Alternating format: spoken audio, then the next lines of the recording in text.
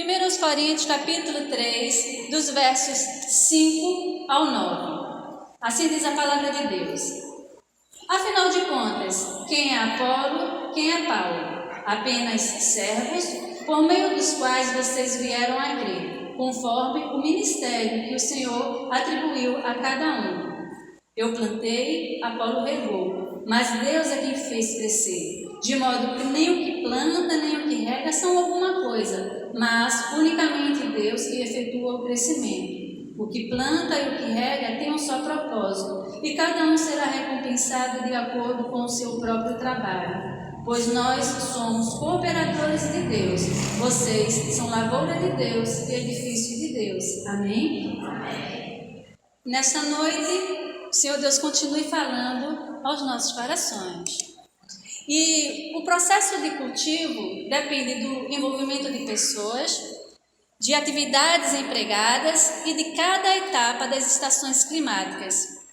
O apóstolo, ele fez a analogia do processo agrícola com o processo progressivo da Igreja de Cristo para descrever que tanto um como o outro dependem de um trabalho em equipe.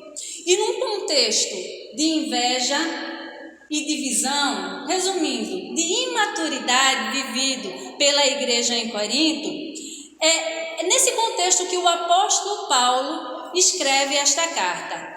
Nós não iremos nos ater a esta questão, mas eu chamo sua atenção à analogia, à metáfora utilizada pelo apóstolo Paulo. Afinal, o tema da campanha é tempo de colher, eu vou. Mas antes de colher, existe um processo que precisa ser cumprido. E nesta noite nós vamos aprender com o texto o que é necessário para colher. E a primeira coisa que a gente aprende com o texto que é necessário para colher, primeira coisa é plantar. Mantenha a sua Bíblia aberta neste texto, 1 Coríntios capítulo 3. No versículo 6, no início do versículo 6, o apóstolo Paulo fala: eu plantei. A igreja em Corinto foi plantada pelo apóstolo Paulo. Em Atos 18, nós não vamos abrir nossas Bíblias, não precisa abrir, mantenha aí 1 Coríntios capítulo 3, mas em Atos 18, no capítulo 18, nós somos informados nos primeiros versículos deste capítulo 18 de Atos, da chegada do apóstolo Paulo na cidade de Corinto. E ali o apóstolo Paulo, quando ele chega, ele se une a um casal, Áquila e Priscila. E também somos informados nesse capítulo 18 de Atos, que o apóstolo Paulo testemunhou aos judeus que Jesus era o Cristo, o Messias, o enviado de Deus. E não havendo aceitação do Evangelho entre a maioria dos judeus, o apóstolo Paulo ele foi pregar para os gentios ali na cidade de Corinto. E por 1 ano e meio ensinou-lhes a palavra de Deus. Isso se encontra no versículo 11 do capítulo 18. Ocasião essa em que foi plantada a igreja na cidade de Corinto. O apóstolo Paulo, a gente viu no texto inicialmente que foi lido, 1 Coríntios capítulo 3, dos versos 5 ao 9, ele fez uso dessa metáfora, utilizando o processo agrícola e disse na ocasião que ele foi o responsável por plantar a igreja ali em Corinto. E isso é confirmado ali em Atos 18. É possível que o apóstolo Paulo, quando ele fez uso dessa metáfora, dessa analogia, ele tivesse em mente a parábola do semeador proferida pelo Senhor Jesus, em que a semente representa a palavra de Deus. E o apóstolo Paulo, ele plantou na cidade de Corinto justamente esta semente. E uma etapa prévia do plantio é o preparo do solo, que depende das características do solo e do tipo de colheita que se pretende ter. E o apóstolo Paulo, ele analisou e preparou o solo para plantar. E nós podemos observar em 1 Coríntios, e você pode abrir aí na sua Bíblia, no capítulo 2, dos versos 1 ao 5, quando ele diz: eu mesmo, irmãos, quando estive entre vocês, não fui com discurso eloquente, nem com muita sabedoria para proclamar o mistério de Deus, pois decidi nada saber entre vocês a não ser Jesus Cristo e este crucificado. E foi com fraqueza, temor e muito tremor que estive entre vocês. Minha mensagem e minha pregação não consistiram em palavras persuasivas de sabedoria, mas em demonstração do poder do Espírito, para que a fé que vocês têm não se baseasse na sabedoria humana, mas no poder de Deus. É interessante que em um contexto de apreciação de bons discursos, de boas oratórias, o apóstolo Paulo prepara os coríntios, ou seja, o solo na cidade de Corinto, com simplicidade, com humildade, na dependência do Espírito, no poder unicamente de Deus, sem discursos eloquentes, sem palavras persuasivas, nem de sabedoria humana. O apóstolo, conhecendo o contexto da cidade, isto é, o solo que ele iria plantar, de forma adequada, ele preparou o solo para aí lançar a semente. E antes de plantar, a gente aprende que antes de lançar a semente, nós precisamos entender o solo. Entendendo o solo, aí sim, lançamos a semente adequadamente. A questão não é adequar a semente, não é adequar a mensagem do Evangelho. A semente, a palavra de Deus, permanece intacta, mas precisamos levar em conta o contexto de cada solo, de cada pessoa, de cada grupo a ser evangelizado. E ainda em 1 Coríntios, no capítulo 9 agora, dos versos 19 ao 23, o apóstolo Paulo diz: porque, embora seja livre de todos, fiz-me escravo de todos, para ganhar o maior número possível de pessoas. Tornei-me judeu para os judeus, a fim de ganhar os judeus. Para os que estão debaixo da lei, tornei-me como se estivesse sujeito à lei, embora eu mesmo não esteja debaixo da lei, a fim de ganhar os que estão debaixo da lei. Para os que estão sem lei, tornei-me como sem lei, embora não esteja livre da lei de Deus, e sim sob a lei de Cristo, a fim de ganhar os que não têm lei. Para com os fracos, tornei-me fraco para ganhar os fracos. Tornei-me tudo para com todos, para de alguma forma salvar alguns. Faço tudo isso por causa do Evangelho, para ser co-participante dele. Nesta passagem que acabamos de ler, o apóstolo Paulo ele não diz que suas atitudes e a mensagem do Evangelho são mudadas a cada nova situação, mas ele apresenta a necessidade de flexibilidade metodológica para apresentar o Evangelho em diversos contextos. Não se trata de ajustar a mensagem, como foi dito anteriormente. Não se trata de adequar a mensagem para agradar as pessoas, mas ter sensibilidade ao contexto a fim de não criar obstáculo para o progresso do Evangelho. Para colher, é necessário plantar, mas plantar adequadamente, sem alterar a essência da semente, a essência da palavra de Deus. Contudo, usar a forma, a estratégia, o método adequado para cada solo, isto é, para cada pessoa ou grupo. A gente tem um exemplo disso ainda em Atos capítulo 17, que também a gente não precisa abrir agora.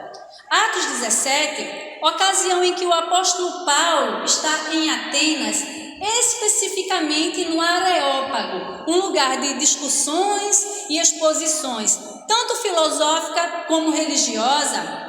E ali o apóstolo, ele aproveita a situação e naquele solo ele faz uma preparação adequada. Ele usa a estratégia, o método adequado. fazendo uso de um altar dedicado ao Deus desconhecido e fazendo citação de um poeta pagão chamado Arato, ali então ele lança a semente, a palavra de Deus, sem modificar o conteúdo da palavra, mas levando em conta o tipo de solo. E naquela ocasião, lá em Atenas, houve colheita. Alguns homens, a palavra de Deus diz lá em Atos 17, creram na mensagem, e é destacado entre eles um homem chamado Dionísio, um dos membros do Areópago, e também uma mulher chamada Dâmaris ou Damares, dependendo da tradução. E isso se encontra no versículo 34 do capítulo 17 de Atos. Então a gente aprende, inicialmente, que para colher é necessário plantar, levando em conta o contexto de cada solo.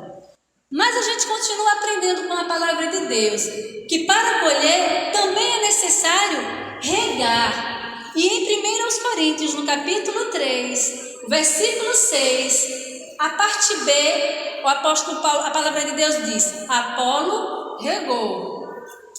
E ainda em Atos 18, trazendo essa ligação sempre de Atos com essa carta, em Atos 18, agora dos versículos 24 ao 28, nós ficamos sabendo com essa passagem alguma coisa sobre Apolo. E Apolo, ele era um homem eloquente, um homem douto, um erudito, um homem de vasto conhecimento.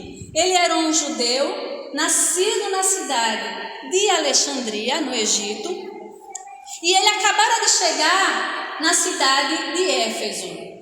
E o texto também nos informa que ele era um homem eloquente, como eu falei inicialmente, e instruído nas escrituras sagradas, instruído no caminho do Senhor, fervoroso no Espírito, e ele ensinava com exatidão acerca de Jesus.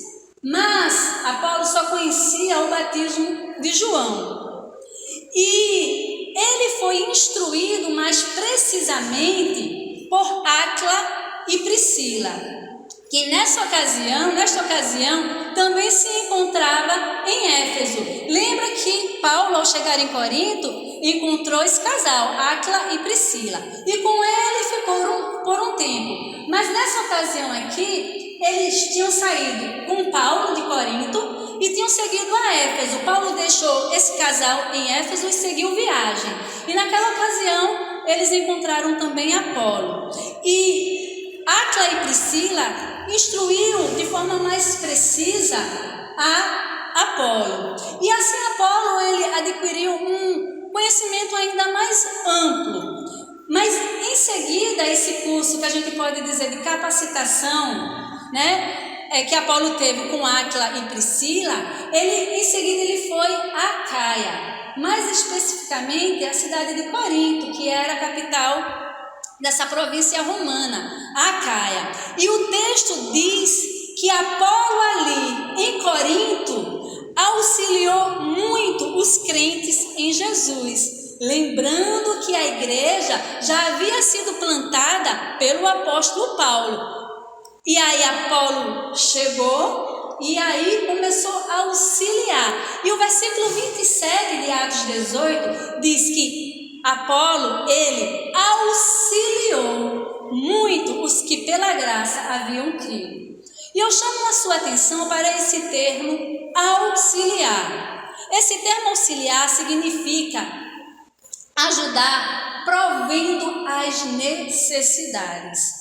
E a partir do link, da ligação entre 1 Coríntios capítulo 3, versículo 6 e Atos 18, 27, entre esses termos, regar, lá de 1 Coríntios, e auxiliar de Atos 18, nós entendemos melhor que o trabalho de Apolo não foi simplesmente colocar água. Não foi um trabalho tão simples, mas prover as necessidades da igreja em Corinto. O apóstolo Paulo plantou, mas o eloquente orador, pregador, mestre, Apolo, regou, cuidou, alimentou, auxiliou, serviu aquela igreja. Alguém já disse que a igreja é ótima parteira, mas falha como pediatra. Isso quer dizer que a igreja até gera satisfatoriamente, mas na hora de cuidar, enfrenta dificuldades. Esse regar, esse cuidado, esse auxílio necessário com os crentes, com os novos convertidos, deve ser algo contínuo, constante, com o ensino pautado nas Escrituras Sagradas, com um testemunho condizente com o Evangelho, atentando para as necessidades espirituais, emocionais e materiais de cada irmão. No livro A Missão Cristã no Mundo Moderno, de John Stott, ele diz o seguinte, abre aspas, o Senhor Jesus serviu por meio de obras, assim como por palavras, e seria impossível no ministério de Jesus separar suas obras de suas palavras. Ele alimentou bocas famintas, lavou pés sujos, curou enfermos, confortou abatidos e até ressuscitou mortos. Nossa missão, como a dele, deve ser de serviço. Ele se esvaziou do status e assumiu a forma de servo. E seu espírito humilde deve estar em nós. Fecha aspas. Me chama a atenção, John Stott escreveu que Jesus alimentou bocas famintas. Jesus lavou pés sujos. Jesus confortou abatidos. Essa foi a missão de Jesus, como homem, como servo. Essa é a nossa missão. Esse deve ser o nosso serviço. Apolo regou, mas entendemos, estudando melhor o texto, que esse regar significa, além de colocar simplesmente água, mas é um auxílio, é um serviço que provê, como o termo diz, auxiliar cada necessidade. Então, para colher é necessário regar, que implica cuidar, auxiliar, servir. Amém? Mas a gente continua aprendendo com o texto que para colher também é necessário que todos os trabalhadores tenham um propósito único. E em 1 Coríntios, no capítulo 3, versículo 8, a parte A diz o seguinte: o que planta e o que rega tem um só propósito. Olha só, os obreiros, os trabalhadores na casa do Senhor precisam ter unidade de propósito. Propósito de crescimento, de consolidação, de glorificação a Deus. Em Efésios, no capítulo 4, versos 15 e 16, a palavra de Deus diz: antes, seguindo a verdade em amor, cresçamos em tudo naquele que é a cabeça, Cristo. Dele todo o corpo ajustado e unido, pelo auxílio de todas as juntas, cresce e edifica-se a si mesmo em amor, na medida em que cada parte realiza a sua função. Seguindo em amor, o corpo de Cristo ajustado e unido, cada um fazendo a sua parte com unidade de propósito, com certeza colhe frutos. É bem verdade que a igreja em Corinto, ela estava dividida, a gente sabe disso. E essa é uma das razões pela qual o apóstolo Paulo escreve esta carta. Contudo, não foi isso que os mestres, os líderes, os pastores que ali estiveram ensinaram. E além de não ensinarem divisão, rivalidade, também não havia rivalidade entre Paulo e Apolo. Na carta a Tito, no capítulo 3, versículo 13, nós podemos observar o cuidado do apóstolo Paulo com Apolo, quando ele recomenda a Tito que providencie tudo o que for necessário para a viagem de Apolo e de outra pessoa, um jurista chamado Zenas, para que nada lhes falte. E ainda que não tivesse, essa rivalidade, como é tão evidenciada na palavra de Deus, entre Paulo e Apolo, nós sabemos que na igreja em Corinto, alguns tomaram uma direção contrária, uma direção oposta. Em 1 Coríntios, no capítulo 1, no versículo 12, você pode verificar aí, a palavra de Deus diz: com isso quero dizer que algum de vocês afirma, eu sou de Paulo, ou eu sou de Apolo, ou eu sou de Pedro, ou ainda eu sou de Cristo. Eu gosto do que diz um comentarista, Leon Morris, quando ele fala que a expressão cada um de vós, como tem em algumas traduções, na NVI tem algum de vocês, esse termo, essa expressão não nos força a entender que não havia exceções. Ainda que o problema tivesse se propagado, como é o caso que o apóstolo Paulo ele trata até de uma forma tanto generalizada, lembremos, há sempre um remanescente. Há sempre um grupo que permanece em obediência, permanece fiel.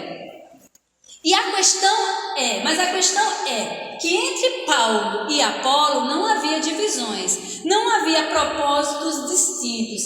Paulo e Apolo, eles trabalhavam como uma equipe. E quando o apóstolo Paulo escreve esta carta aos Coríntios, Apolo ele já não estava mais lá na cidade, lá na igreja. E a gente pode verificar isso no capítulo 16, no versículo 12 de 1 aos Coríntios. Mas eles mantinham boas relações e não havia discórdia entre Paulo e Apolo. E apesar dos problemas que haviam naquela igreja, porque há problema, Há problemas na igreja. Mesmo assim, houve colheita, porque havia unidade de propósito entre a liderança. E Deus, o que me chama a atenção é que Deus agraciou aquela igreja tão problemática em Corinto com todos os dons espirituais. Em 1 Coríntios, no capítulo 1, você pode verificar isso na sua Bíblia. Os versos 6 e 7, a palavra de Deus fala: porque o testemunho de Cristo foi confirmado entre vocês, de modo que não falta a vocês nenhum dom espiritual. Facilmente nós lembramos da igreja em Corinto com os problemas que ela enfrentou, problemática do jeito que ela era. Mas lembremos também das virtudes na igreja em Corinto. Aquela foi uma igreja que usufruiu de todos os dons espirituais. E é necessário unidade entre quem planta e quem rega. Não deve haver rivalidade entre os obreiros, entre os trabalhadores. O sucesso de um depende do sucesso do outro, porque para colher é necessário que os trabalhadores tenham um propósito único. Amém? Para finalizar, para colher, também é necessário, principalmente, é fundamental, é primordial a ação de Deus. No capítulo 3 de 1 Coríntios, o finalzinho do versículo 6 e a parte B do versículo 7 diz o seguinte: capítulo 3, versículo 6, o finalzinho: Deus é quem faz crescer. Versículo 7, parte B: unicamente Deus que efetua o crescimento. Só Deus efetua a obra espiritual. O apóstolo Paulo e o eloquente pregador Apolo, eles eram apenas instrumentos por meio de quem Deus realizou a sua obra. No capítulo 3, versículo 5, o apóstolo Paulo ele fala: afinal de contas, quem é Apolo? Quem é Paulo? A pergunta do apóstolo, a pergunta retórica, desvia a atenção da personalidade dele e de Apolo, elevando a atenção a quem é devida. Deus quem faz crescer. Unicamente Deus efetua o crescimento. Nós somos tantas vezes tentados a inflar o nosso ego, a buscar aplausos, tapinhas nas costas, atrair atenção. Mas não somos nós quem faz a obra acontecer. Simplesmente somos instrumentos e nem devemos nos orgulhar de sermos instrumentos, porque eu me lembro de um texto lá em Números 22, dos versos 21 ao 35, em que Deus usou até uma jumenta para falar. Uma jumenta foi um instrumento nas mãos de Deus para falar a Balaão. E também me vem à mente no Evangelho lá, as palavras do Senhor Jesus, em Lucas, no capítulo 19, versículo 40, que se Deus quiser, Ele usa até as pedras a seu favor. Ele faz até as pedras clamarem, se Ele quiser. Então, se uma jumenta Deus usa, e como Ele usou, e até as pedras Ele pode usar, quanto mais a mim, quanto mais a nós. Então não tem por que a gente se orgulhar de ser instrumento nas mãos de Deus. Deus é quem faz a obra acontecer, porque é Ele quem efetua o querer e o realizar, como está escrito em Filipenses, no capítulo 2, versículo 13. No capítulo 3 de 1 Coríntios ainda, no versículo 9, fala que nós somos apenas cooperadores de Deus. E o termo cooperador significa colaborador, auxiliar. Por quê? Para colher é necessário, ainda que sejamos instrumentos, mas é necessário, é fundamental, é primordial a ação de Deus. Amém? Então, entendemos que é tempo de colher, e é tempo de colher de fato. E nós precisamos dizer, eu vou. Cada um de nós precisamos dizer, eu vou.